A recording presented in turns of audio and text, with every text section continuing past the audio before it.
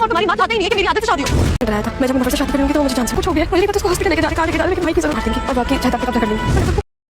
सारा में भी अब हिम्मत आ जाती है। वो अपने बाप को सब कुछ बता देती हैं कि मैं घर से खुद नहीं भागी थी, बल्कि मुझे मेरी पुप्पो और रक्षी ने मिलकर भगाया था। असल में वो मेरी शादी ज़बरदस्ती मुनव्वर से करना चाहते थे, और अगर मेरी शादी मुनव्वर से ना होती तो वो मुझे मार देते और सारी जायदाद पे कब्ज़ा कर लेते। उसकी ये मासूमाना बात सुनकर उसके बाप को रोना आ जाता है कि मेरी बहन ऐसा कैसे कर सकती है मेरी औलाद के साथ, कि वो जानबूझ के ऐसी बात करते उन्होंने की है कि मेरी बेटी घर छोड़ने पर मजबूर हो गई। अब मुनव्वर को उस लड़की ने धोखा दे दिया था। वो उसको हॉस्पिटल लेके गई थी और कुछ पिला के ला के वहाँ से जब मुनव्वर को वो लेके गई तो फिर वो लड़की वहाँ छोड़कर चली गई। और फिर वो मुनव्वर को लेके उसकी अम्मी हॉस्पिटल लेके जाती है। फिर वो रो रो कर अपने भाई को कॉल करके बताती है कि मुनव्वर को कुछ हो गया है, हम उसे हॉस्पिटल लेके गए हैं, मुझे नहीं पता, लेकिन मुझे इस वक्त एक भाई की सख्त ज़रूरत है।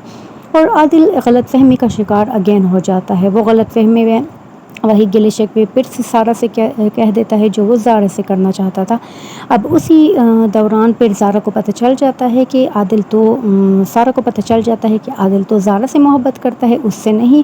और ज़ारा को इस सब का पता होता है। वो जानबूझकर अब आदिल से शादी नहीं करना चाहती।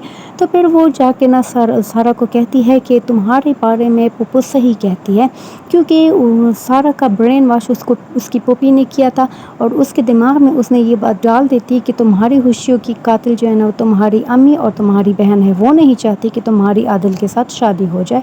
तो जब सारा को इस बात का पता चल जाता है कि आदिल मुझसे नहीं बल्कि ज़ारा से मोहब्बत करता है, तो उसको तो बिल्कुल यकीन हो जाता है कि सच में ये मेरी खुशियों की दुश्मन है। और ज़ारा के पास जाके उसको यही सब कुछ वो बता देती हैं। और एकदम गुस्से में आके जब उसको कहती है कि तुम और मामा चाहते ही नहीं हो कि मेरी शादी आदिल से हो जाए, तो फिर वो एक ज़ोरदार थप्पड़ उसके मुँह पे दे मारती है।